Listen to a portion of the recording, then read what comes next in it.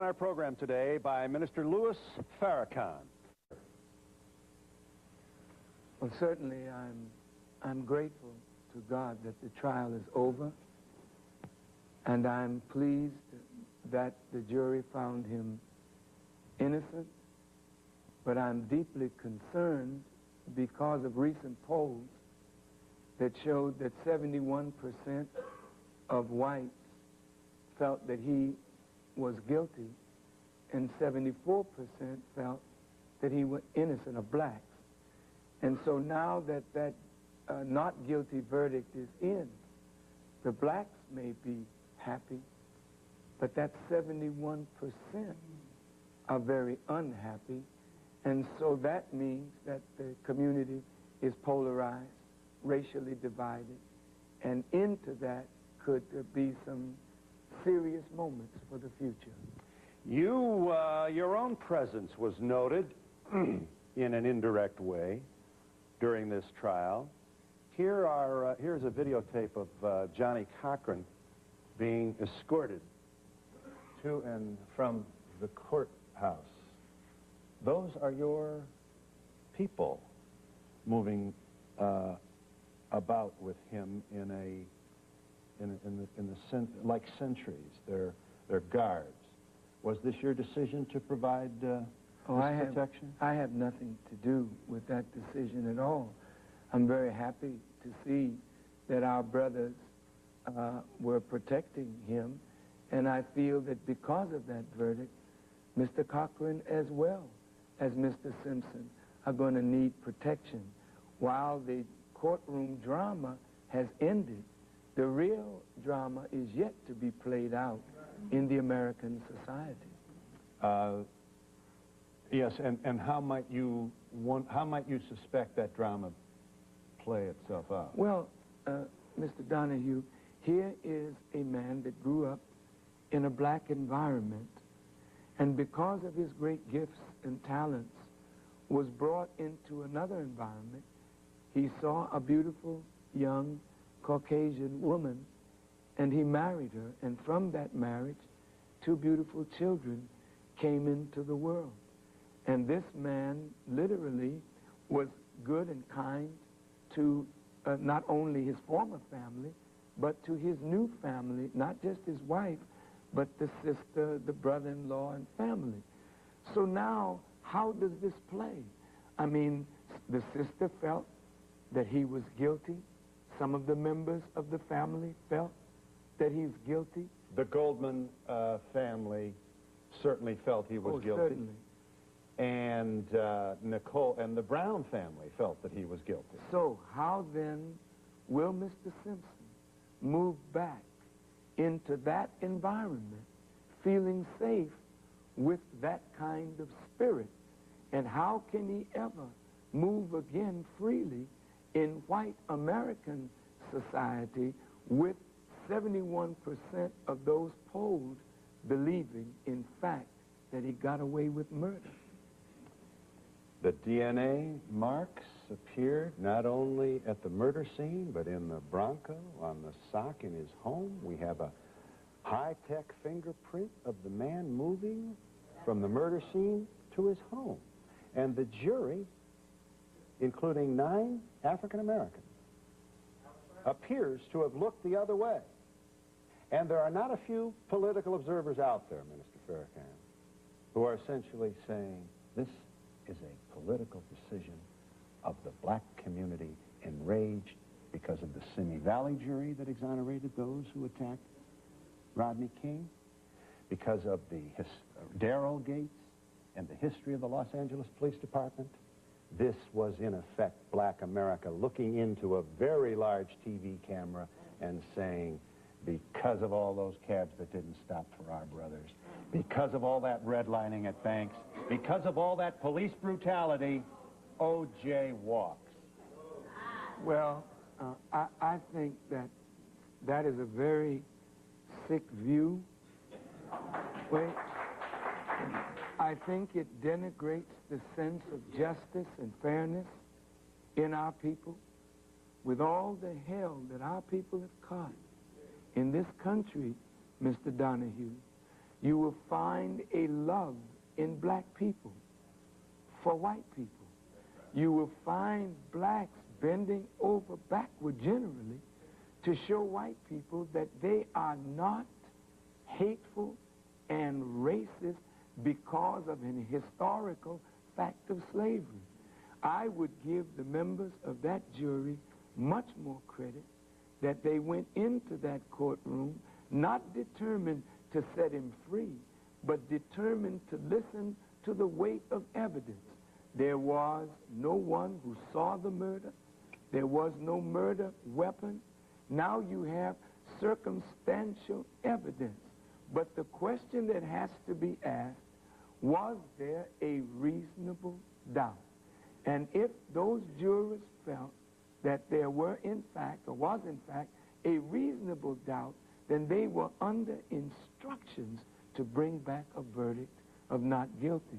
And evidently, they felt that way, and they judged that way.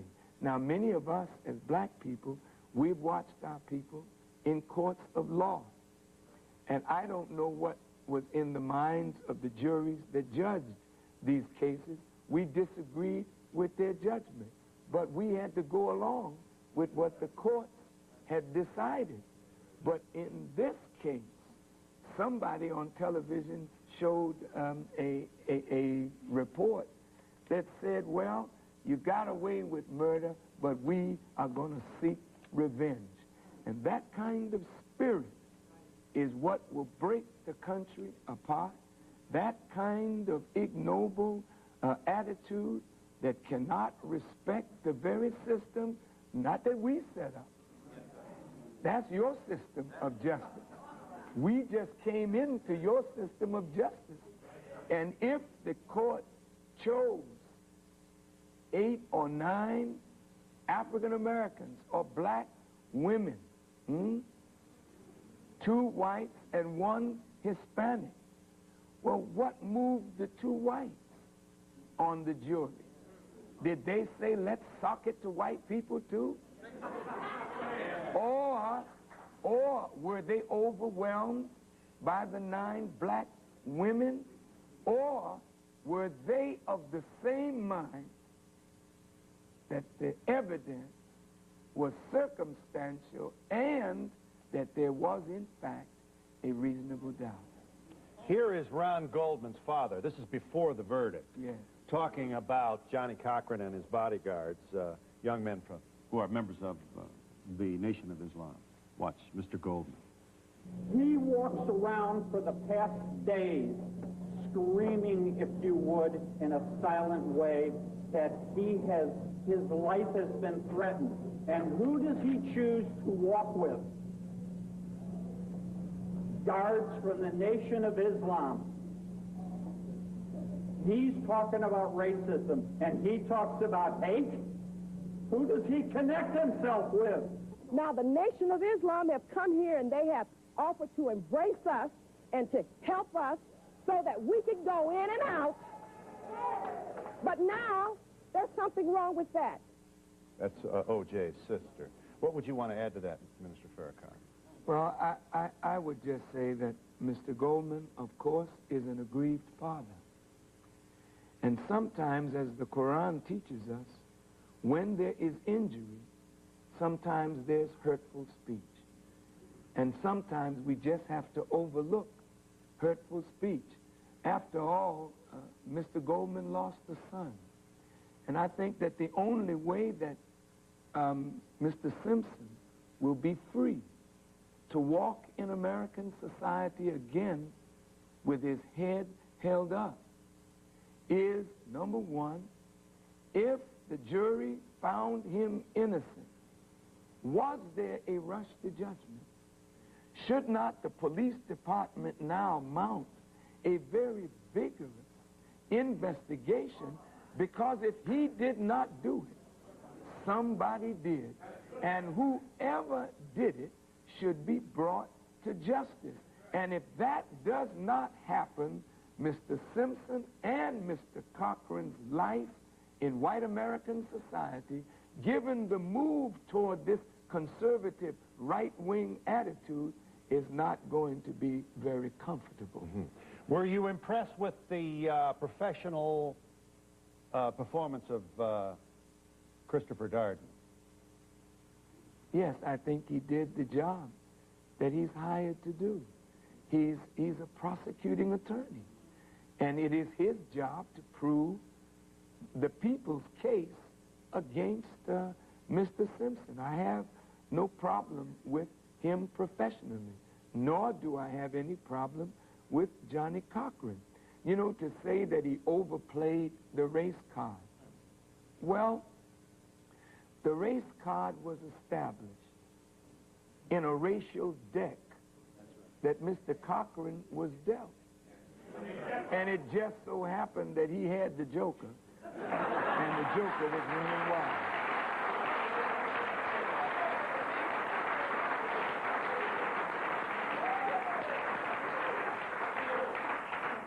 Mm-hmm. Well, you do liken this to a game. You're close to saying, you know, as long as it worked, it's right. The end justifies the means. No, I would never say that. You know, no one escapes justice. The courts are full of liars, lies, and miscarriages of justice in the name of justice. God knows who killed Ronald Goldman and Nicole Brown Simpson. And if Mr. Simpson did it and escaped the law, man's law, he can never escape the law of God.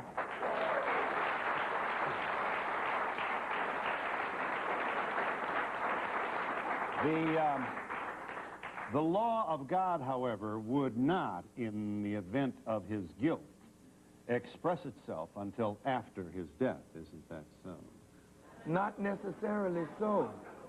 You know, the Bible teaches that God is not mocked, that whatsoever a man soweth, the same shall he also reap.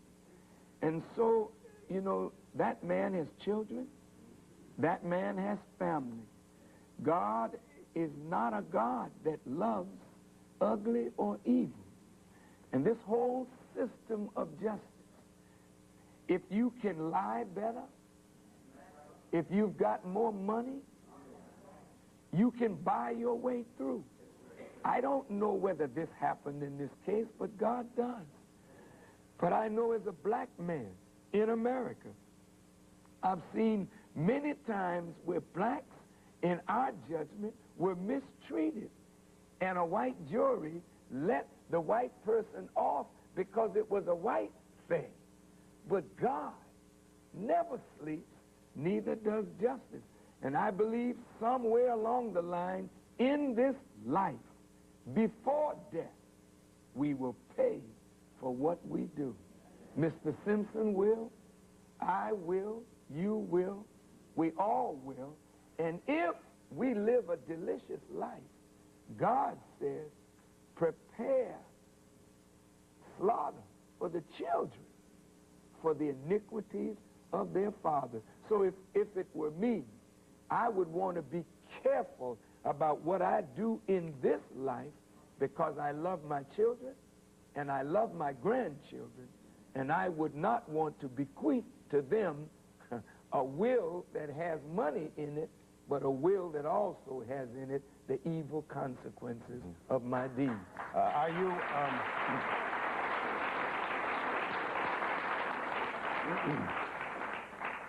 Is it possible for you to say that in your heart you believe O.J. Simpson is innocent? You know, I did not know, but I found tears in my eyes when he was found innocent. Somehow or another, I hoped that he was not guilty. Somehow or another, I wanted him to be free in my heart of hearts. But if he were guilty of that, then he's guilty. You know, but that, it was never proved to me beyond a reasonable doubt, in spite of the quote-unquote mountain of DNA circumstantial evidence So he's free today, but yet not free. He walked out of the courtroom to the cheers of some, but to the abject hatred of others. And so I would appeal for calm, I would appeal for reason, and I would appeal to the chief of police, Williams, to put some investigators on this in a vigorous manner.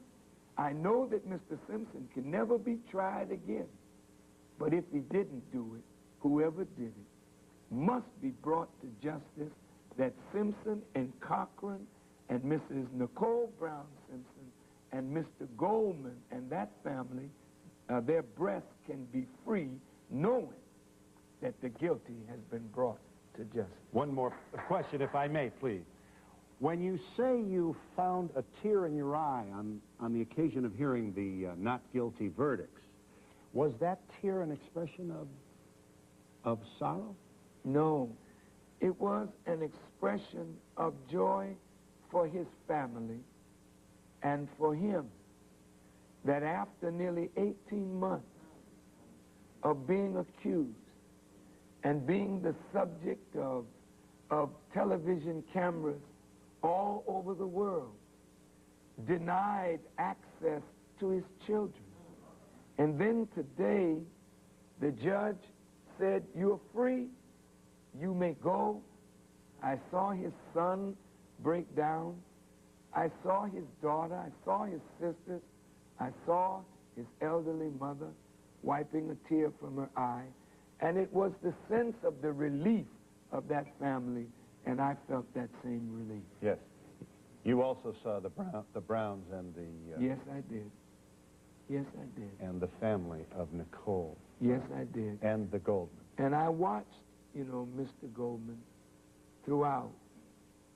And I watched his wife put her hand on his shoulder the other day to sort of try to calm him. But that man lost his son. And he believes with all his heart that O.J. is guilty. And so he acted out of that expression. I don't call it anything other than what I saw: grief, sadness, and hurt that the man that he thinks is guilty got away with the murder of his son. And we'll be back in just a moment. In the matter of the people of the state of California versus Orenthal James Simpson, case number BA097211.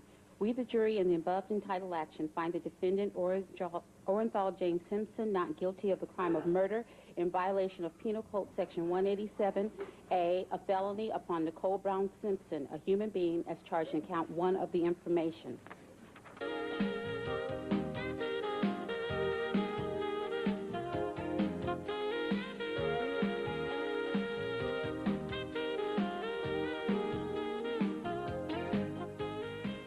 Superior Court of the State of California, County of Los Angeles, in the matter of the people of the State of California versus Orenthal James Simpson. We, the jury, in the above entitled action, find the defendant Orenthal James Simpson not guilty of the crime of murder in violation of Penal Code Section 187A, a felony upon Ronald Lyle Goldman, a human being, as charged in count 2 of the information. We should say that this program comes to you at a time when Minister Farrakhan is very much involved in the preparation for the Million Man March, which takes place October 16th in Washington. And it is to that issue I think you wish to address your comment. Yes, my comment is, as a black woman, the first thing we always heard was, why men only? Why can't we go? And the sisters were so upset. And when I sat back and thought about it, I thought about what type of alternative they were presenting. And that if this was a march that was going to bring us together and put us on the forefront, I couldn't understand what the problem would be. Those that were speaking against it are not on any line, let alone the front line. They don't understand the matter, that this is a message that comes from God, Allah, through you, manifested to the people as as a holy day, and it's obedience that we must follow. I'd like to put on a baseball cap and go and act like a brother, but if you ask me to stay home and work with the children and work with the families, that's what I'm going to do. So I'm happy to see my uncles, my cousin. I'm getting my 15-year-old cousin there, my brother. And the men are saying it's not a question of are we going, we have to go. Some say, do we need another march? I'm finishing, Phil, I know I'm a lot. Do we need another march? Is it too late? But it's 1995. We still have a 1600 slave master, house nigger, field nigger mentality, so we obviously need it. I just want you to speak to what role reparations and as far as political prisoners, how to get them involved in it as well. And I just want to thank you for all you've done to uplift the world. Thank you.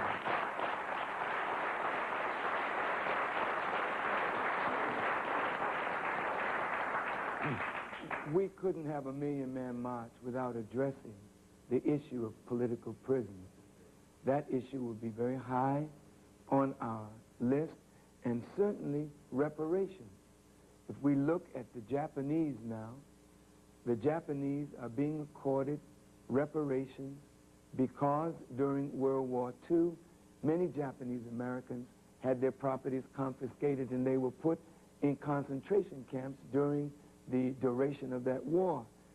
Jews who suffered their Holocaust in Europe are being paid reparations by Germany and others for the evil mistreatment of Jews.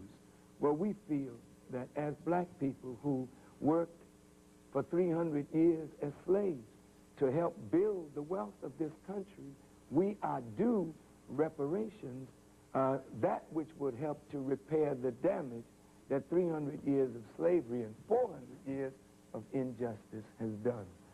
So we pray that God will bless our efforts, but whether government cares or not, we have a responsibility to use some of that $433 billion of expendable income to help ourselves out of the rut that we're in. And we'll be back in just a moment.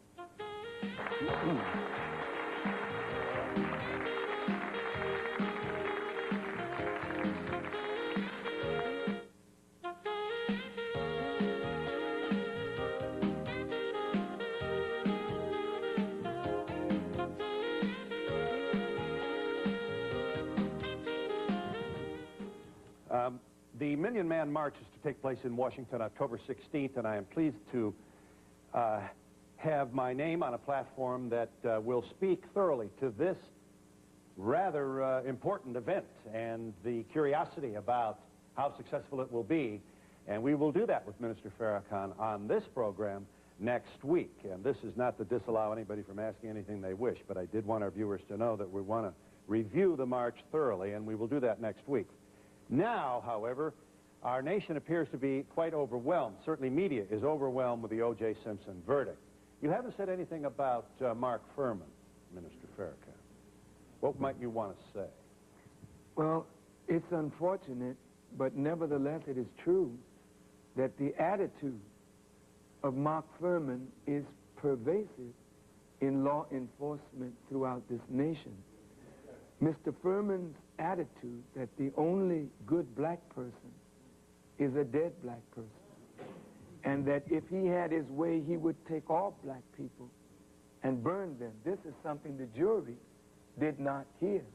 He not only used the N-word 1 or 2 or 3 times, but it was consistent with this man. And this man should not be blamed now. I mean, he's just a part of a system, and he is a symptom of a system that is exactly what is in his mind. Mm-hmm. And so we as black people have been knowing that there are Mark Fuhrman in every police department in America. We live with them on a daily basis. Yes. So if I may just close this by saying, to every police chief and every police captain in America, whenever one of your men is accused of wrongdoing, using police powers in an improper way, instead of hiding and covering and defending, those kinds of police persons should be prosecuted, and this will give people confidence again in the police. But right now, with what happened in Waco, with what happened in Iowa with... Idaho, Ruby Ridge. Yeah, in Ruby Ridge. The American people are beginning to see government and law enforcement as an enemy rather than a friend. And ultimately, this is going to lead to anarchy. So I think it needs all in law enforcement to rethink their mentality and begin to reprocess their people. Sir. Yeah, Minister Farrakhan. Yes. Dr. King dreamed of the day that children will be recognized by the content of their character, not the color of their skin. Do you see a day when whites will be allowed to join the black Muslims? Yes. Yes. There, you know, I must say this. Some of my own brothers may be shocked at this, but you asked me a question, and I have to answer you truthfully. If you look at the message of Jesus, it started first very narrowly among the lost sheep. And Jesus was told, go ye not in the way of the Samaritans or in the way of the Gentiles, but to the lost sheep. And then at a certain point he said, go ye into all the world, to every nation, kindred, and tongue. If you will look at the message of the Honorable Elijah Muhammad, it first was directed to black people because we were in the worst condition. But not only are we lost, the whole human family is lost, and therefore, yes, and therefore the message has to evolve, and we have to evolve. And I'll close that point by saying, in Christ, there is no Greek, no Jew, no bond, no free, no male, no female. This means that we all are going to have to grow out of rabid nationalism, sexism, racism, materialism in order to claim Jesus Christ as our Lord and Savior. Very interesting. I am compelled to ask you this in the wake of this gentleman's question of you. Those people closest to you, the young men we see here in our studio, and on those occasions when you've been with us in the past, have been most impressive. They are straight and of military bearing, well-dressed, clear of eye, drug-free, highly compassionate, generous people.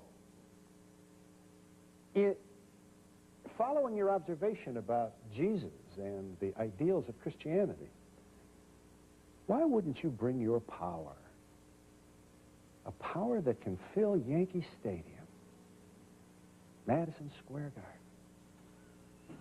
to integrating your own staff, your own followers? Why wouldn't Jesus and Muhammad be honored with this multiracial presentation from a man who has so much influence? If you notice, Phil, Muhammad started among Arabs. And then the message spread into Africa, and then into Europe, and then into Asia. So if you look at the world of Islam, it is not a world that is just black. It is black, brown, red, yellow, white, the whole human family. But your world isn't. Yeah, my world starts with the black man. But it doesn't end there.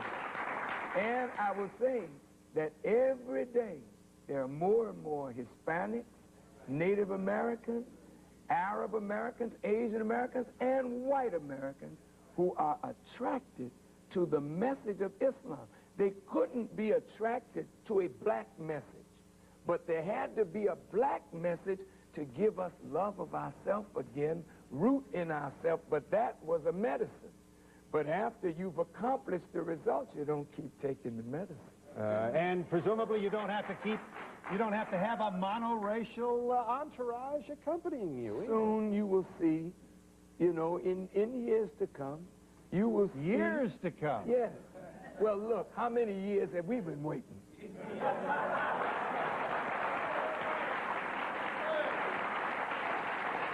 we'll be back in just a moment.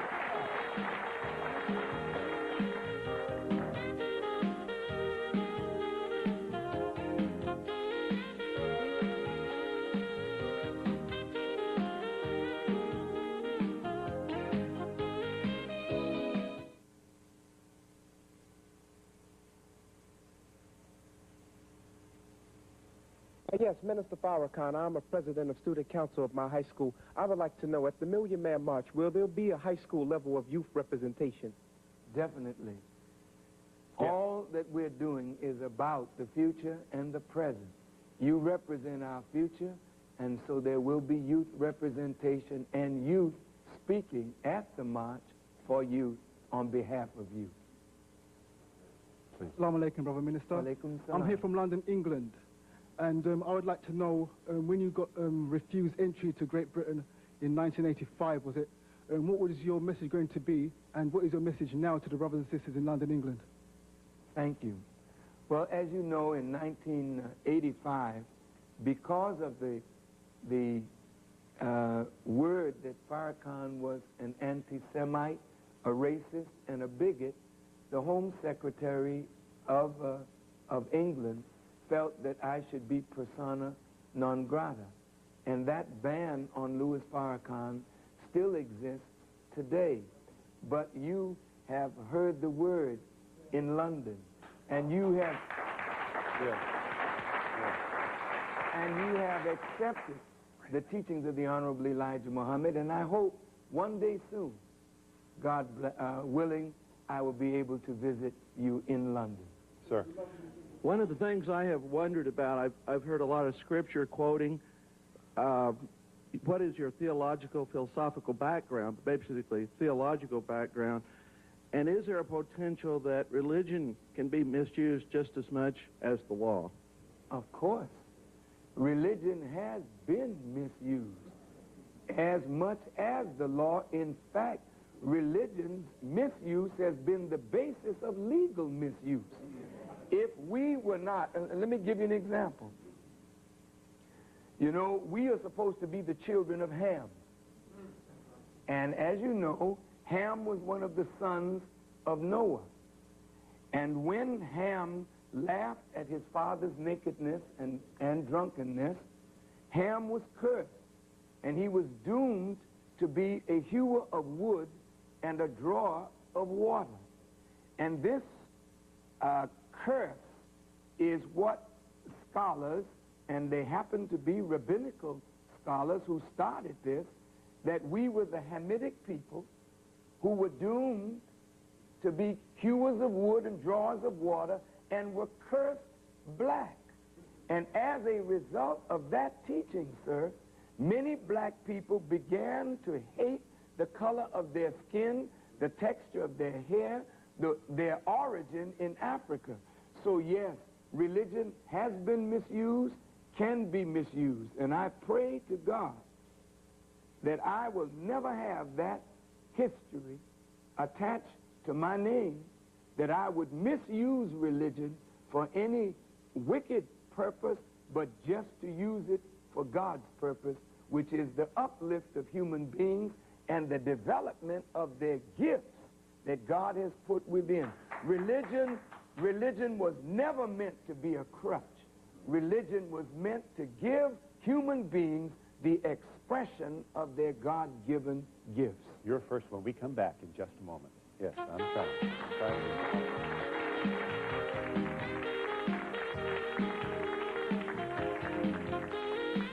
Mr. Farrakhan, responding to questions that naturally come up in the wake of the OJ Simpson verdict, and reminding our viewers that Reverend Minister Farrakhan returns next week to discuss the march, the Million Man March on Washington. You wanted to say?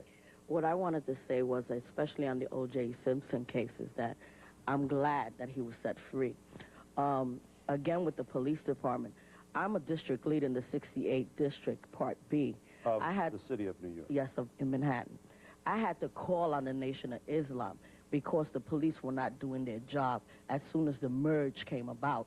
And the only ones that came to the aid of the people were the Nation of Islam, NOI. Okay?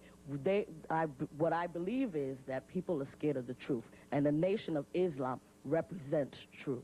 Mm-hmm. Sure, briefly, please.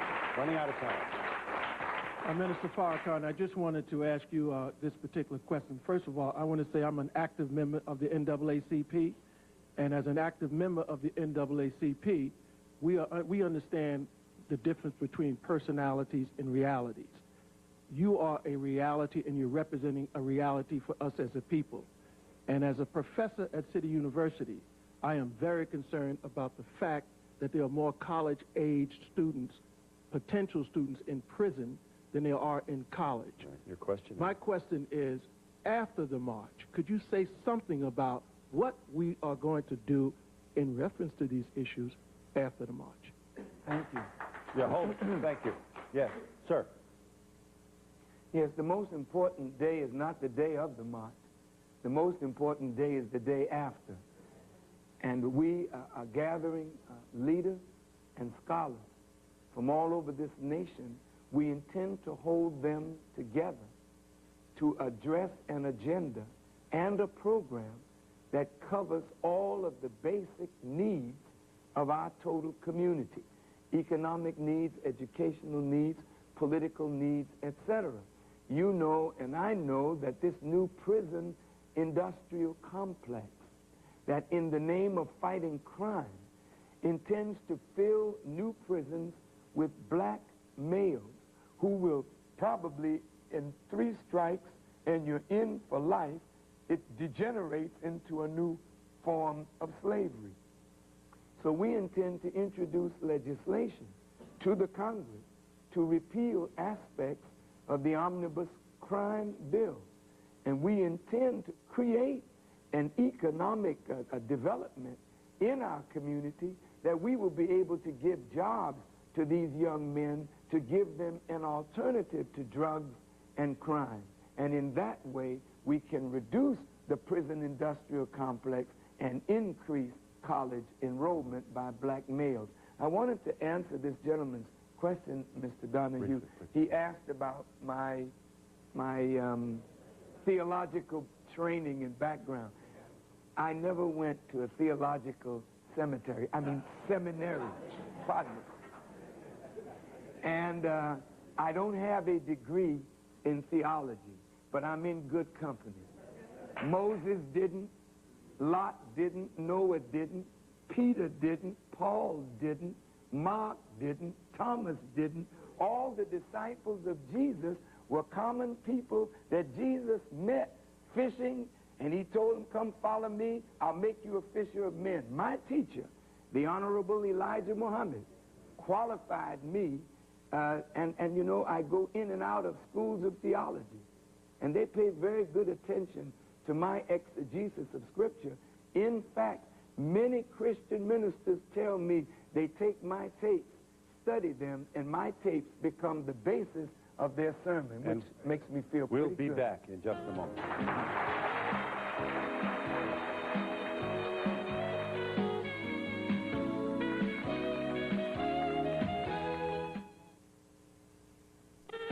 For a transcript of Donahue, send $3 to Journal Graphics, 15. The number, for those of you interested in supporting the Million Man March set for August 16th, a Monday, and October 16th, a Monday in Washington, D.C. So maybe we can expedite this. Would you be pleased to see Colin Powell elected president? I'm not pleased to see anybody elected president just because they're black. We have learned, I think, in this last 10 or 15 years, that a black man in office does not necessarily mean good for black people. We are tired of the skin game. We have to develop an agenda that's in the interest of our people, and whoever will speak to that agenda will get our vote. And if Colin Powell can speak to an agenda that's in the best interest of our people, then we will consider voting for him, but not because he's black. And not because he's a general. But he hasn't said anything that would discourage you at the up until this point, has he? No, he hasn't. Just a couple more. Is Rosa Parks going to speak at your march? Yes, she is. And maybe Colin Powell will, too. Will he be invited to speak? Yes, he is. Will Malcolm X's widow be invited to speak? Yes, she is. Will his daughter? If they wish to come, they are invited. But will the invitation be extended personally by you? We have not extended a personal invitation to the daughters, but we have extended a personal invitation to Dr. Betty Shabazz. In fact, if Dr. Betty Shabazz, Mrs. Coretta Scott King and Mrs. Merle Evers King, I think it would be wonderful to say to black men, these are the wives of our great leaders who were slain and taken from us, and to see them on that program having words to say to their brothers would be very, very encouraging to us all. Including Mrs. King, Coretta Scott Yes, King. of course. Yes. Assalamu alaikum, Minister Farrakhan. Wa alaikum salam. I'd just like to let you know I'm a founding member of the group CNC Music Factory, which is a rap and dance group, and I'd like to extend an invitation to all the brothers in the rap and dance community to please come out and support the Million Man March. Had Nat Turner, Denmark Vesey, Sojourner Truth, Marcus Garvey, Elijah Muhammad, Malcolm X, and Malcolm X used to always say we should learn to think for self. So we should take this opportunity to embrace ourselves and come out to the march and support the minister because he supports us. Yes. Do you use the N-word in your material when you perform from a stage? The N-word is a word that we have been taught to use. The N-word is a word that many of us use, even though we know it is uncharacteristic of what we really are. There are many words and there are many things that we do. Do you use the word bitch when describing an African-American woman? No. But I have used the word nigger or negro to my fellow brothers because we have become so conditioned to use these words. Oftentimes we use them uncharacteristically. I must say that the rappers came together and produced a rap on the Million Man March that will be released in the next few days, and there's not one curse word in it, and the N-word is never used. Do you support?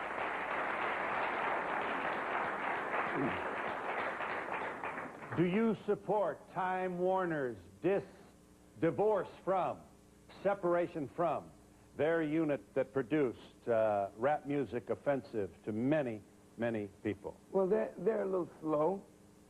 They made a lot of money from it. But, you know, I want to say this in closing, that gangster rap is really a mirror of American society. They are young people being gangsters, playing gangster. But the real gangsters are in the White House with suits on that destabilize governments, murder leaders, gangsters in the State House, gangsters in City Hall, gangsters in corporate America. Only these young people are bringing it all out in the open. So before you curse the fruit, check the tree that produced it. And we'll be back in just a moment.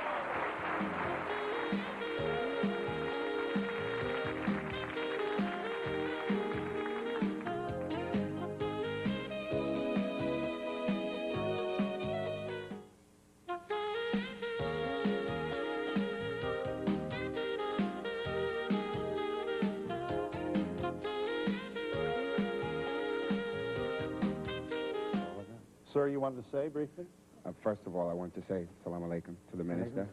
I just wanted to take this brief moment to thank you for teaching me how to be a father, how to be a man, and I'm glad that you'll never bow. Yes, yes, sir. Hold it. Yes. There's a lot of emphasis being placed on those organizations and individuals who are not supporting the march. Can you, in closing, briefly give us a list of the names of those who are in support of the march? It's better to talk about those who are in support. Those who are not in support should not be penalized by us. Whosoever will, let them come. And don't denigrate those who don't come, because the Day of Atonement will be here next year, and maybe they'll be with us then. May I ask you to join me in thanking Minister Farrakhan?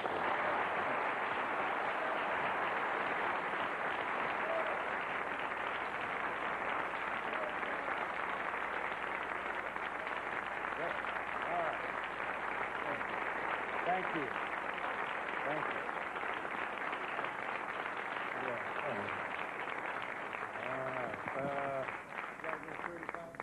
Some of you, I don't know what the minister's schedule may be, but if he has a moment, it would be all right if you wanted to chat with him. I ask you to forgive me.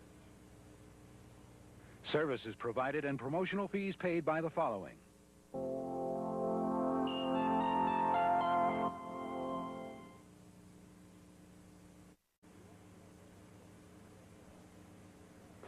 We welcome to our program today Minister Louis Farrakhan of the Nation of Islam, who has organized a march on Washington that he says he and his supporters and those who are helping him organize this march hope will be an historic event.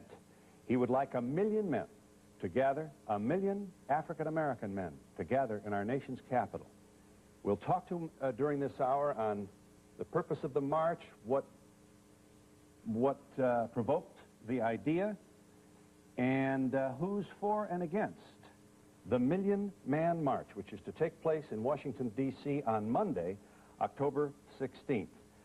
As per our agreement, we have allotted approximately 50 seats in our audience to people who support you, who are politically and religiously on your side, and we have also conceded that you have told us you wanted to make an opening statement, and we are pleased to give you the opportunity. Minister Farrakhan. Thank you.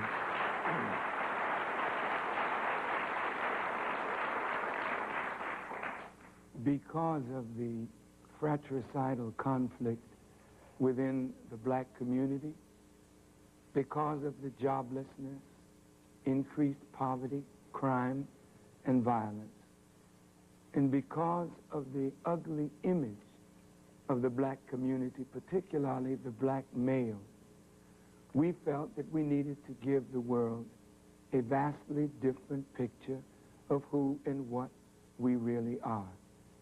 So we called for 1 million black men to come to Washington sober, dedicated, committed to first accept the responsibility of freedom, and second, to accept the God-given responsibility to be the heads of our families, the maintainers, providers, and protectors of our women and children, and the builders of our community. We called it a day of atonement, a day when we atone to God for our sins of commission and omission, and from that high moral ground, then call this nation to repentance for the sins that she has committed against black and poor people of this nation and other nations of the world. And this is why a march on Washington. Will women be welcome to march with you, Minister Farrakhan? If women came, we would never say to our sisters, you shouldn't be here. But we wanted our women to at last see their men standing up, taking a responsible position. Women have been our leaders, our teachers, our mothers, our companions.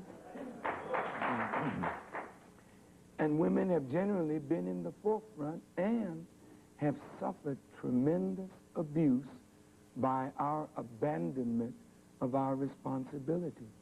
So we wanted to say to our women and girls, we are sorry for what we have done, and now we are ready to assume our responsibility.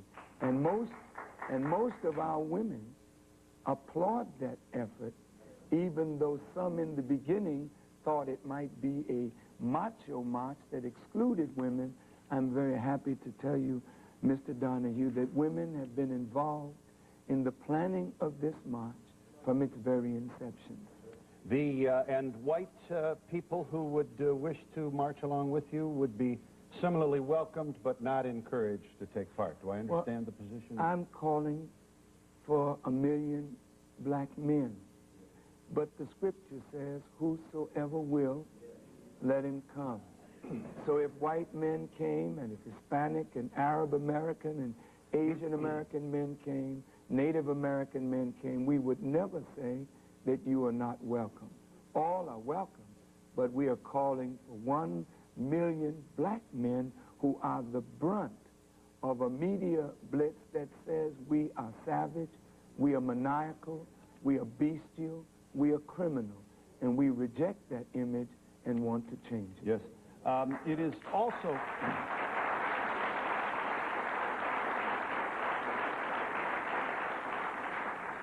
Let me just hopscotch around the country here. Here are some comments, Minister Farrakhan, of people of note regarding the Million Man March, October 16th, Washington, D.C., a Monday. Coretta Scott King had this to say. Everything is right about a Million Man marching to assert their manhood and responsibility for their families. Philadelphia's mayor, Ed Rendell's endorsement. Consistently in these columns, in these newspaper articles, he's identified as white and Jewish. Mayor Rendell of Philadelphia. Any march or rally that focuses attention on how the budget cuts will hurt people in this country and people in this city who are poor, not just black, but poor, anything that focuses attention on those cuts would be positive. And I hope the march is one that is very issue-directed, and to that extent, I think it's going to be positive. NAACP statement of the chairwoman, Evers Williams. The concept of the march is one that the NAACP understands, even though its executive board has voted to withhold formal endorsement. The NAACP, one of the oldest, in the trenches, longer than most organizations, reaching out, often being clubbed by a white racist establishment, fighting for the brotherhood all these years, is not coming in any official capacity. Does that not disappoint you? Well, certainly we would love official sanction from the board of the NAACP, and we hold the door open because this march is ecumenical, it's broad-based, it has the right moral tone, and it would give Ms. Evers and the board a level of comfort, feeling that there won't be anything said that she would disagree with, I don't think. We're not there to bash white people. We're not there to bash Jews. We're there to encourage our people to take the responsibility that God has given us. We certainly will make demands on government. We certainly will deal with the public policy issues that ill affect our people. And certainly we will make demands on corporate America, but our first demand will be on ourselves. And I might say that one of the things that we hope to do is to establish an economic development fund. We're going to ask 10 million of our people to put aside $10 a month in an economic development fund that will nurture business within the black community. And one of the first things we're going to do, by God's grace, is to call the NAACP in and ask them, what is your budget for the year? And we will write them a check so that they will never have to be beholden to corporate America or white philanthropy. Thank you. Cynics might wonder whether the check you plan to write for the NAACP is a partial atonement for what Benjamin Chavis has been accused of taking from the NAACP during his tenure as its executive director. Well, I won't dignify that, Mr. Donahue. But with all due respect, a co-sponsor, I should say, of the march. Ben Chavis has been diligent and hardworking. I cannot answer for Mr. Chavis's role as executive director of the NAACP. He's still a member and loves that organization as I do and as we do. That organization has fought for us when we were not able to fight for ourselves, so we owe it a debt. And we feel that that organization will be strengthened if it's not beholden to the Ford Foundation, the Rockefeller Foundation, or any white philanthropy. Ione Biggs of the Women Speak Out for Peace and Justice. Here you have a woman whom you would describe reverently and with respect as a sister. Here's what she said. It's wrong, she said, to exclude women. And I'm sorry they are doing it that way. I believe men and women need to work together. I think they could accomplish more. Well, it's true. Men and women are working together on this march. Men and women have worked together. But this, you must admit, Mr. Donahue, is not an easy task. If 1 million fleas showed up in Washington, there would be concern for a nuisance factor.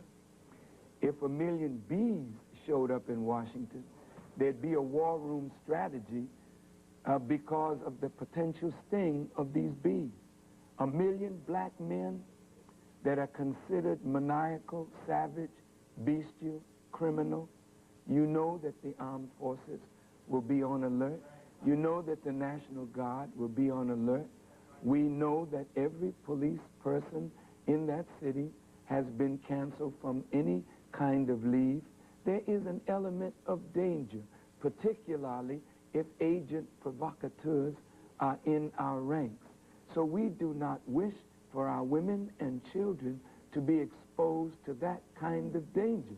So what we've asked is, of course, we have 10,000 marshals. We have many African-American patrolmen, police, and guardians who are going to do their part to see that order is maintained. We're going to deputize as many as come to help us keep the discipline and the order. However, our women have a very important a role to play that may even be more important than the march itself. Because if 1 million come to Washington, 39 million more are left at home. What will we do at home that day? We call it a day of atonement.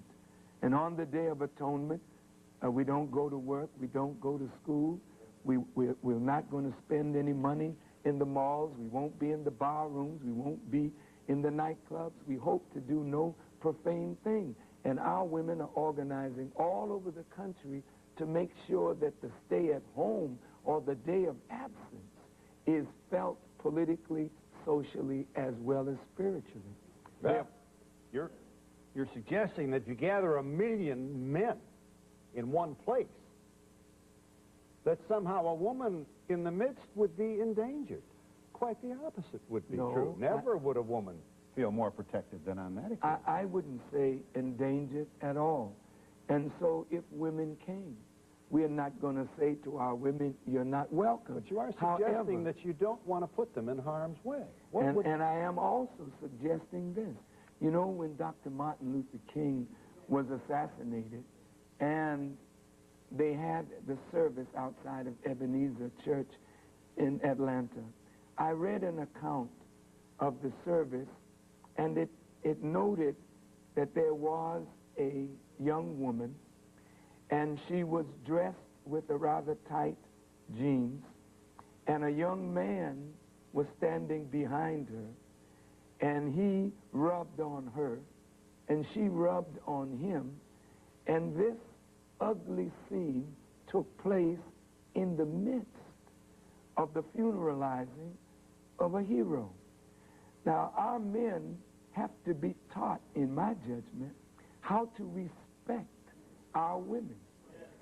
And that setting with 1 million men and a few women in close proximity to these men may encourage a behavior that we're trying to get our men to forego and to put away from us entirely. We're not there seeking marriage. We're not there as a mating game. We're there to instruct our men, to teach our men, to honor and respect our women, and we can do that better if they're not present. Will you likewise,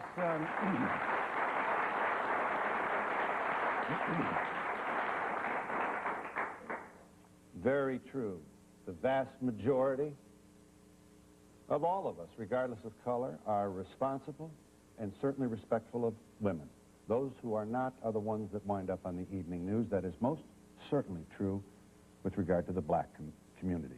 Show me a person on the evening news with his coat over his head and handcuffed, and I'll show you a black person. And this is a bad image. This is a stereotype. It does provoke racist fear. I believe that.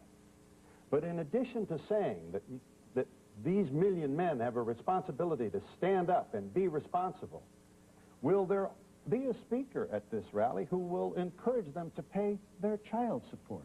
Will it be that specific? Will they go back home and raise these children in a culture that finds more than half of African-American children growing up in a single female-headed household? Well, that's what we have to address. And that's why we are calling our men so that the unfair burden that we have placed on our women to be both mother and father, that we've abandoned our homes, and the factories that were once in the inner cities have abandoned the cities for the suburbs or for foreign markets, which means that a lot of our men are unemployed and unemployable. So we have to develop an economic strategy. And we feel that with $433 billion of expendable income coming through our hands each year, there is no reason why we shouldn't be able, with the tremendous intellectual resource in our community, to put these men to work so that they can pay for their children's education and become good and responsible fathers. We're in New York City with Minister Louis Farrakhan, and we'll be back in just a moment.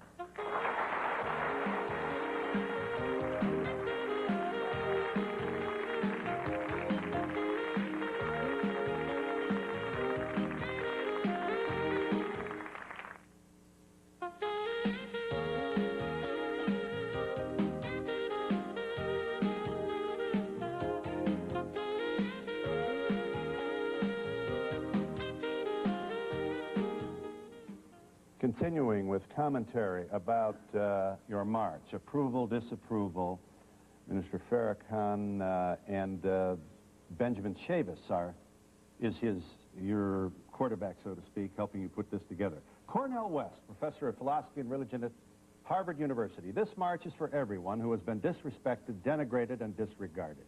It's about us coming together for the sake of the true, the beautiful, and the good. Michael Black, a pastor of the 800-member Bethesda Baptist Church. No need to say, a Christian church. The issues are good, says Reverend Black, but the banner under which we would be labeled is not a representation of what we believe in. Islam has a racial bias. To me, in a sense, it seems they hate white people. We, as a people, do not hate other people. You, likewise, do not have the support of a number of large organizations that are Christians. The National Urban League has not endorsed your march. There is a split here between, that seems to be defined religiously, Islam versus Christianity. Would you kindly speak to that? Certainly. We're not trying to refight the Crusades. The Crusades really is a European, Middle Eastern tragedy that has nothing to do with African people. In fact, were it not for black African Christians, Islam would never have flourished in the world. For during the time of the Prophet Muhammad, peace be upon him, and the great persecution of Muslims in Arabia, they had to flee out of Arabia into Abyssinia or Ethiopia. And some of the detractors of Muhammad came to Abyssinia to ask the Negus of Abyssinia to get these Muslims out of this country. So the Negus listened to the ones who were detractors of Muslims, but then he asked the Muslims. And the Muslims quoted from the 19th chapter of the Quran, which is named after the mother of Jesus. And when the Muslims, when the Negus learned that Muslims believed that Jesus was in fact the Messiah, that Christian leader never expelled the Muslims to be persecuted in Arabia. So that conflict, which is European, has nothing to do with black Muslims and black Christians working together to solve the problems of our people. Certainly there are Christians who through misunderstanding would not wish to march, but I've not asked them to march under an Islamic banner. They should march under the banner, they should march under the banner of Jesus Christ and march under their cross. I have not asked Hebrew Israelites to march under the banner of Islam. They will march under the Star of David. The nationalists will march under their own red, black, and green. The Masons, the Elks. There are over 200 black organizations nationally that have endorsed the march. So really, we want these Christian brothers of ours and sisters to participate, but whosoever will, let him come. The National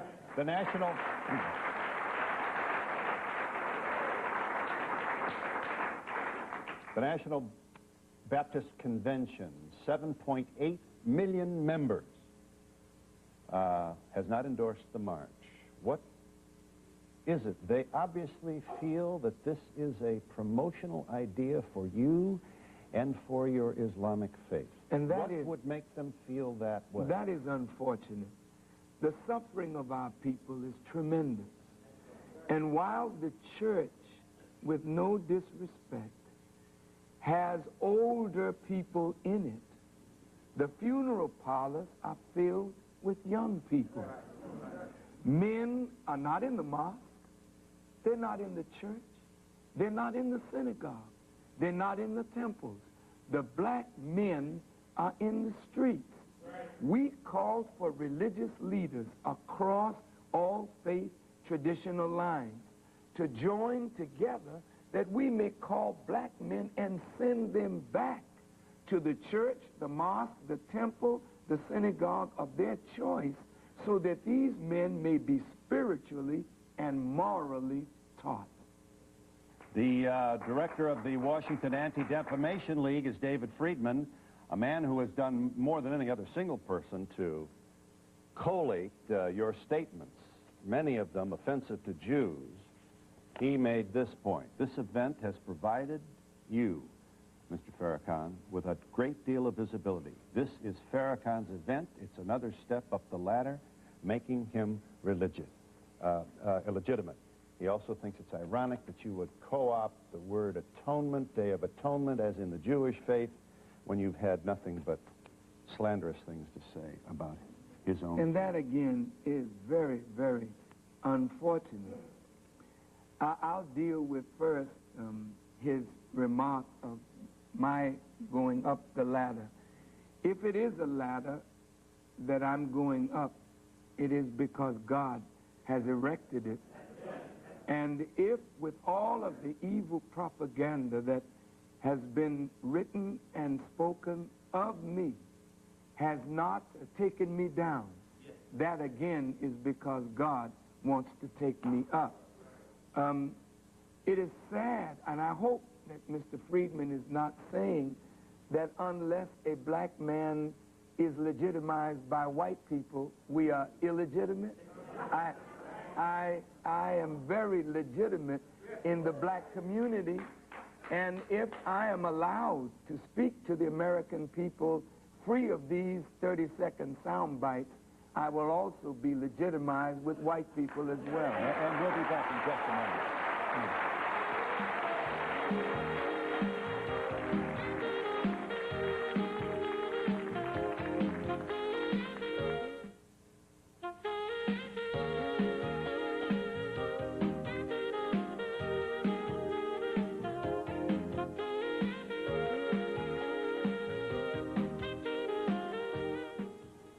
I agreed to show your 900 number. I certainly did with former Governor Brown of California. Ross Perot has shown a 900 number. I myself am obviously going to have to get a 900 number to get through the rest of my life. The 900 number, as shown here, is intended to do what? Let's, this is $3.99 the first minute. You must be 18 years or older. And we're separating ourselves from this because money's involved. We want to... Well, this is the first time in history, in our history, that we've had a march that we're paying for. And much of the burden of the march has been borne at this point by very dedicated members of the Nation of Islam and other members of the black community. And we're hoping that through this 900 number, persons that want to see the march successful, it is a tremendous expense, will call that 900 number, and your contribution will go to help defray the expense of the Million Man March. I know you want to speak to atonement, and you certainly will have that opportunity. The Reverend Jesse Jackson has not only endorsed the march, but is it your understanding that he will march? Yes, it is our understanding that Reverend Jackson, as some other Christian pastors, had some concerns about the ecumenicity of it, the moral tone, and would it just be spiritual in tone, or would we address those public policy issues? And when the Reverend Jackson found that it was ecumenical, broad-based, and we intended to address those things that were his concerns, he and Reverend Sharpton and many other Christian pastors came on board.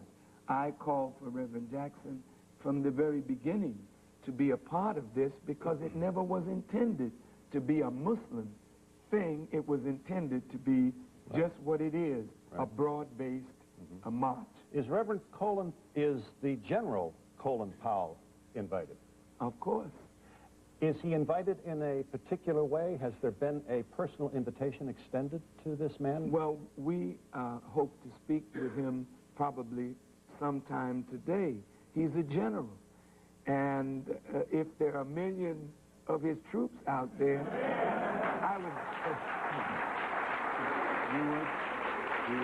would hope that the general would feel this free to come and address his brothers and tell them from his heart what he feels we ought to be doing to make a better image and a better reality for ourselves. And we'll be back in just a moment.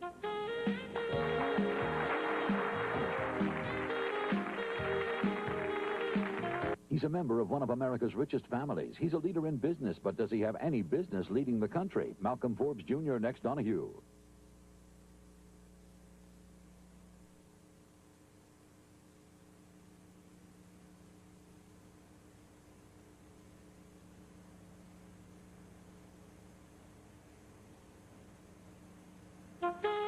To be a part of the audience, please send a postcard for free tickets to Donahue Tickets, 110 Plaza, New York, New York, 10119. Remember, postcards only, please. And be sure to include your phone number with area code. The 900 number, once again, for those of you interested in information or...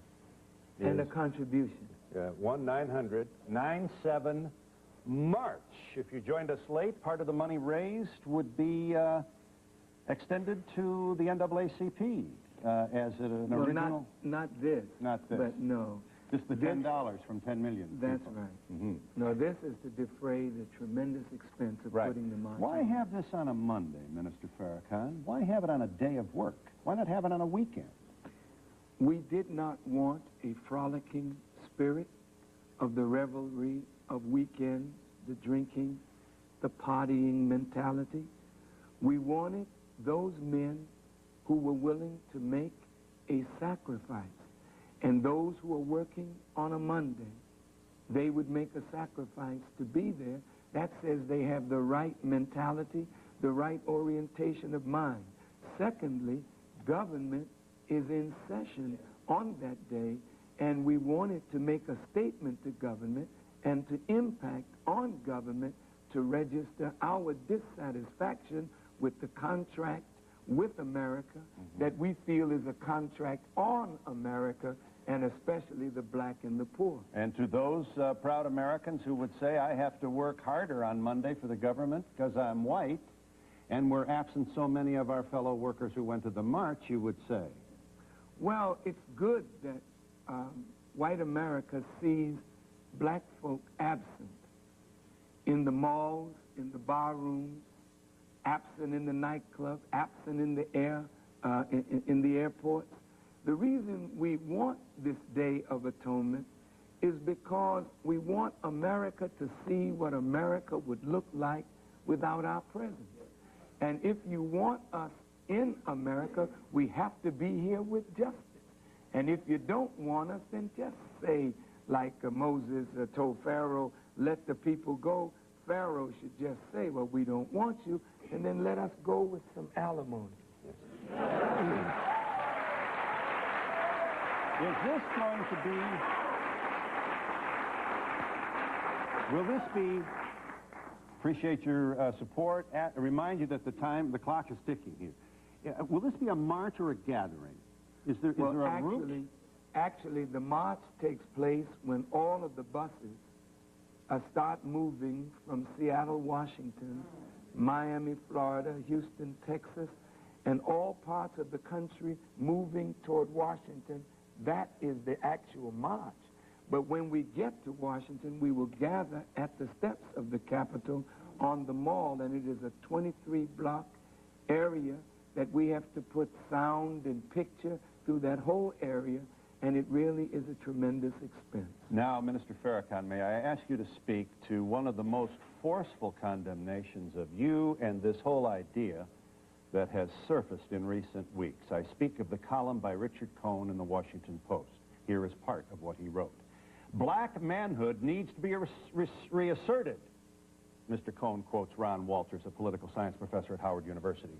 To that end, writes Richard Cohn, he and other notable blacks are supporting the so-called Million Man March, whose organizers are Louis Farrakhan and Benjamin Chavis, one a racist and anti-Semite, the other an alleged sexual abuser, harasser.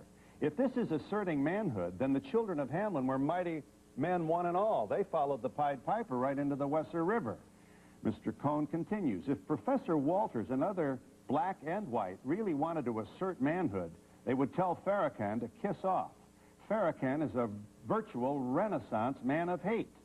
Whites, Jews, homosexuals, and he's not so hot on women either. Unlike the jury, he, Farrakhan, exonerated Mike Tyson for raping Desiree Washington, suggesting she had it coming by going to the fighter's hotel room. You bring a hawk into the chicken yard and wonder why the chicken got eaten up, he quotes you. You can see why the march excludes women. Well, you know, Mr. Cohen, while I'm sure he means what he says, you know, we march alongside white people. We went to war with white people, for white people. He's saying Mr. Cohen, his family, and all the whites that benefited from 300 years of our chattel slavery. So hell, if we could walk with you all, ain't no excuse for not walking with me. For I have raped no woman, robbed no man, kidnapped no one, enslaved no one, done harm to no one. All I do is tell the truth. And if your footsteps in the sands of time are bloody, don't blame me. I'm just pointing out where your feet have gone. Did you say...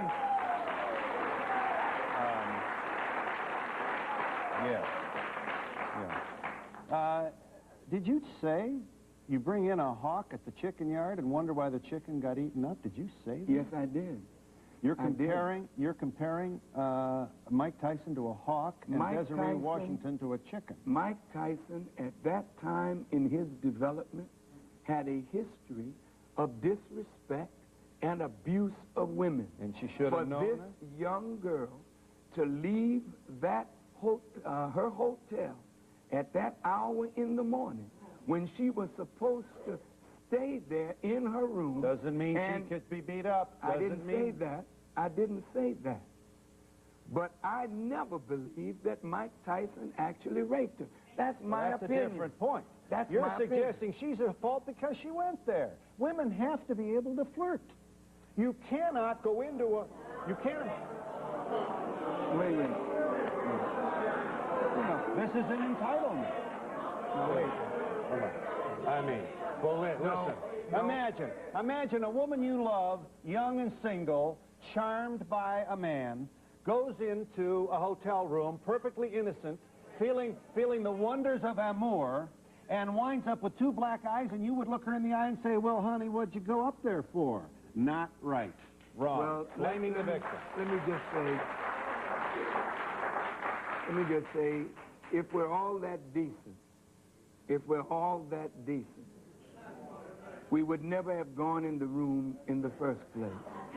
And if we're all that holy, and many of you know moral correctness, and you teach moral values in your home, you would not send your daughter into any hotel room with a strange man at 1 o'clock in the morning, a man who had the reputation that Mike Tyson had. And if you would do that, you would be a mother or a father that is shirking your responsibility as a wise parent and a wise guardian. I have 5 daughters And I would never allow my daughter to do that. And if she did that, of course, and she were raped, well, it would be a little different with us. But I would certainly punish my daughter. Yes. For going into that environment. And it is consistent, is it not, with the precept of Islam that your daughters will remain virgins until married? And they did. By the grace of God, my daughters remain virgins. And we'll be back in just a moment.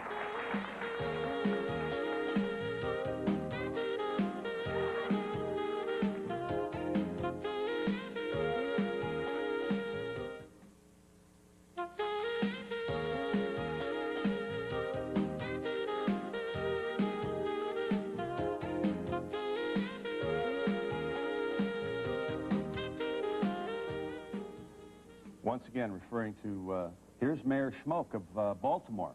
I think it's going to be a very positive event, he says, speaking of the Million Man March. It's simply a statement of African-American men that we want a more positive image portrayed about us and our accomplishments. It's also a symbolic statement that we intend to work on a number of problems that have plagued our community and not just wait for others to do so. Mary Frances Berry, a member of the United States Civil Rights Commission. The Million Man March is important because most of us are resolved to the fact that if we can get a group of black men together for something positive, it would be good. We all know that Mr. Farrakhan is controversial, but the whole march is not about Farrakhan. It's too important. It's too crucial. Here are Congressman Peter King and Jim Saxton, both Republicans, two members of the House. The march is nothing more than a major publicity stunt for a vicious racist. And finally, a colleague, Congressman Donald Payne, himself an African-American, serving in Congress from New Jersey. He's the chairman of the Black Caucus.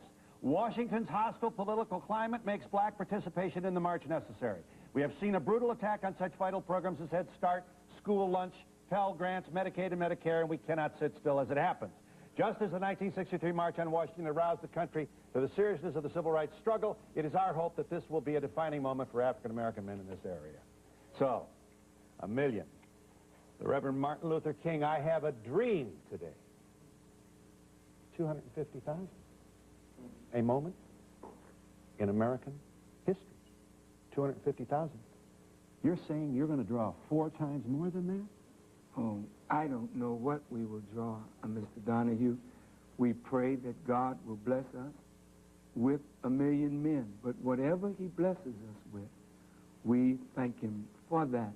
I want to say, with respect to atonement, Mr. Friedman said we borrowed something from the history of the Jews. And I would like to say to the members of the Jewish community, the children of Israel set a foundation that has a direct correlation with what we are suffering today. The children of Israel, in their 400 years in Egypt, God, through Aaron, gave them a day of atonement because their sins were such that God could not bless them unless sin were removed from them.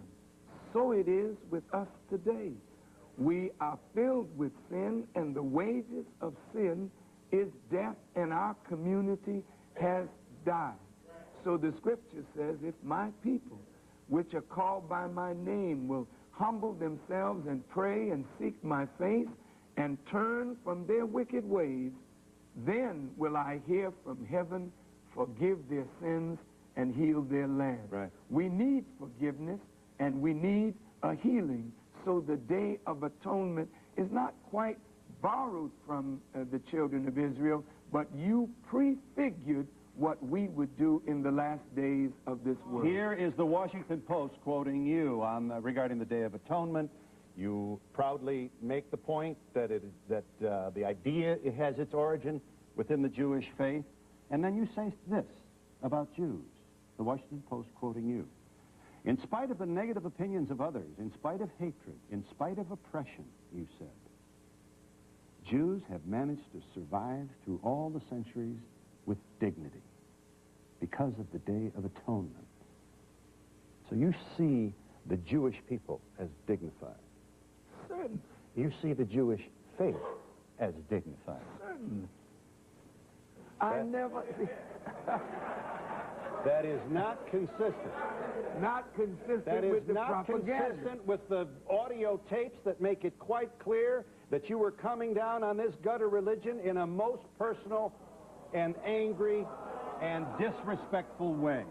And you smile when you are presented with the evidence as if to suggest that those who would suggest that you would be capable of this behavior don't know what they're talking about. Mr. Donahue, the sad thing about this, and you and many of the Jews in the audience, or in our radio or television audience, is that, no matter what I say, that repudiates that sentiment, every time my name is mentioned, it is thrown in. This is the man that said Judaism was a gutter religion, Hitler was a great man. That's propaganda. And to any Jewish person that's in this audience, there is no righteous Muslim who would denigrate the faith of Judaism, since Islam didn't predate Judaism. It comes after Judaism and Christianity. So when I said that the Jews have gone through oppression and they've come through it because of that Day of Atonement, which allows Jews to reconcile their differences with each other and to clean their slate from sin so that God could continue to bless them. That's not my condescension. That's an absolute fact. Yes. Do you acknowledge the possibility that some people might have understood the intention of your remarks? Oh, there is no question about that. Do they have your apology for this misunderstanding? No. No. They do not? No. Because I'll give you a chance to make your case. Yes, uninterrupted when we come back in just a minute.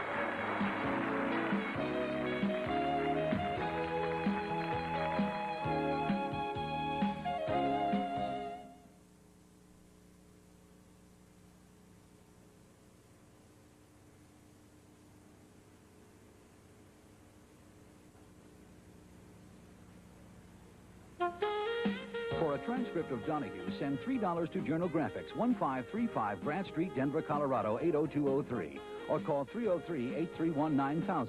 To order a video cassette for only $24.95, just call 1-800-FOR-VIDEO.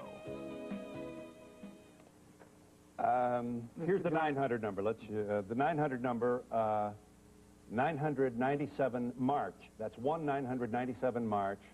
The cost is $3.99 a minute. This is for information or anyone who wants to make a contribution to help pay for the march, the Million Man, African-American Man March on Washington, October 18th, on Monday. I'm sorry, October 16th. 16th. Jesse Jackson apologized for the Hymietown comment. Because he stood up like a brave man and said, like a real man, and said, I'm sorry for those who are offended. What's wrong with an apology from you? There is nothing wrong with an apology if I, in fact, had made that statement. But the press... I heard you say gutter religion on the tape. Of course I did. And I explained to you what I meant, and I never mentioned Judaism. Now, if I had made the statement that Judaism is a gutter religion, I would have to apologize. But since I did not make that statement, to every Jewish person in the audience and watching this, I don't feel that I owe you an apology for a statement that was made by the press and not by me. I am not too big to apologize. If I offend you, that's not anything to get up and say, I'm sorry. All right. That's a human thing to do. And since this is the Day of Atonement and reconciliation, I think we ought to sit down on this eve of atonement and get it together. And we'll be back in just a moment. He's a member of one of America's richest families. He's a leader in business, but does he have any business leading the country? Malcolm Forbes Jr. next, Donahue.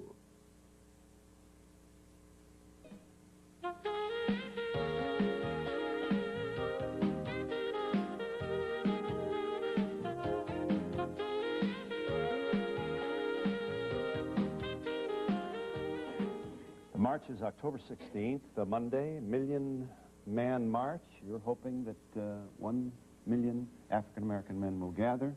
I have time only to allow you to say, come and say it. In this holy season of atonement, we are asking all of our people to observe this. We fast sundown the night before to sundown the day of. And I want to say to the members of the Jewish community, in this season of atonement, it doesn't only mean reconciling differences within our community, but it also means reconciling differences with those outside of our community with whom we have a difference. So let's sit down and talk. May I ask you to join me in thanking Minister Farrakhan? In effect, Black America looking into a very large TV camera and saying, because of all those cabs that didn't stop for our brothers, because of all that redlining at banks, because of all that police brutality, OJ walks. Well, I think that is a very sick view. Wait. I think it denigrates the sense of justice and fairness in our people. With all the hell that our people have caught in this country, Mr. Donahue, you will find a love in black people for white people. You will find blacks bending over backward generally to show white people that they are not hateful and racist because of an historical fact of slavery. I would give the members of that jury much more credit that they went into that courtroom not determined to set him free, but determined to listen to the weight of evidence. There was no one who saw the murder. There was no murder weapon. Now you have circumstantial evidence. But the question that has to be asked, was there a reasonable doubt? And if those jurors felt that there were in fact, or was in fact, a reasonable doubt, then they were under instructions to bring back a verdict of not guilty. And evidently, they felt that way, and they judged that way. Now, many of us as black people, we've watched our people in courts of law.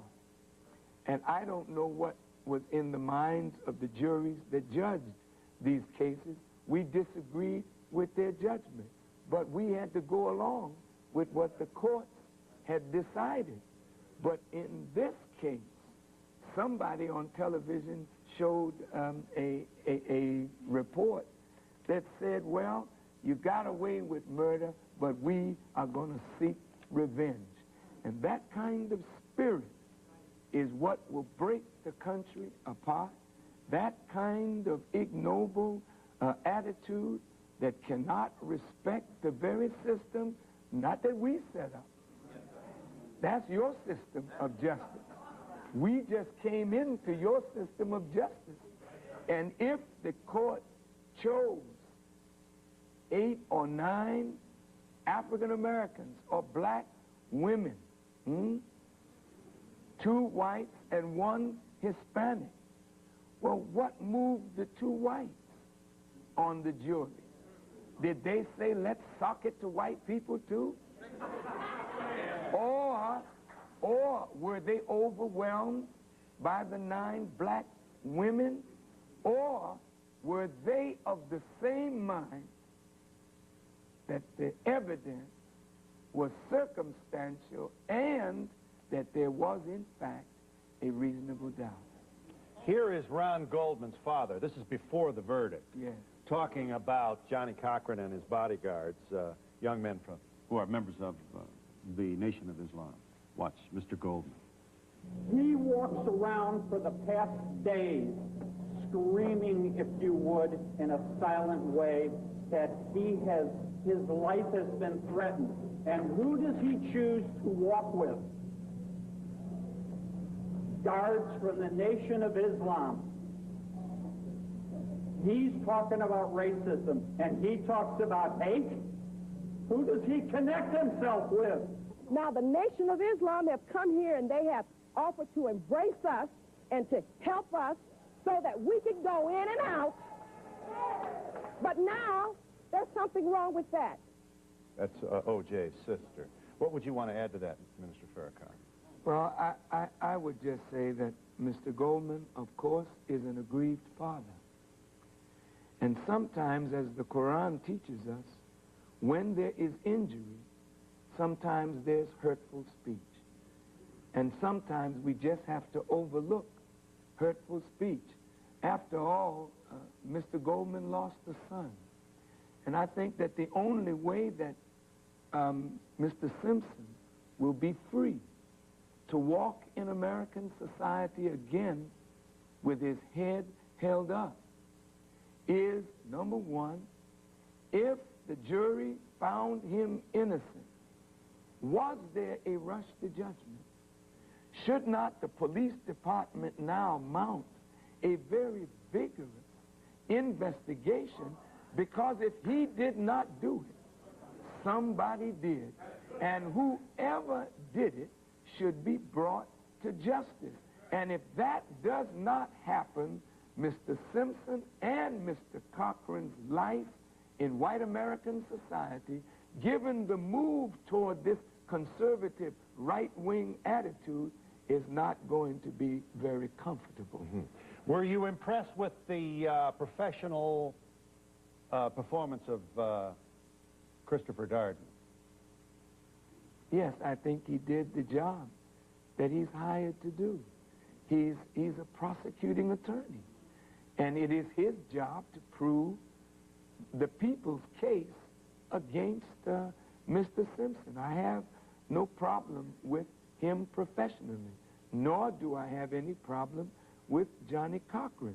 You know, to say that he overplayed the race card. Well, the race card was established in a racial deck that Mr. Cochran was dealt. And it just so happened that he had the joker. And our program today by Minister Louis Farrakhan. Well, certainly I'm grateful to God that the trial is over, and I'm pleased that the jury found him innocent, but I'm deeply concerned because of recent polls that showed that 71% of whites felt that he was guilty, and 74% felt that he was innocent, of blacks. And so now that that not guilty verdict is in, the blacks may be happy, but that 71% are very unhappy. And so that means that the community is polarized, racially divided, and into that could be some serious moments for the future. Your own presence was noted in an indirect way during this trial.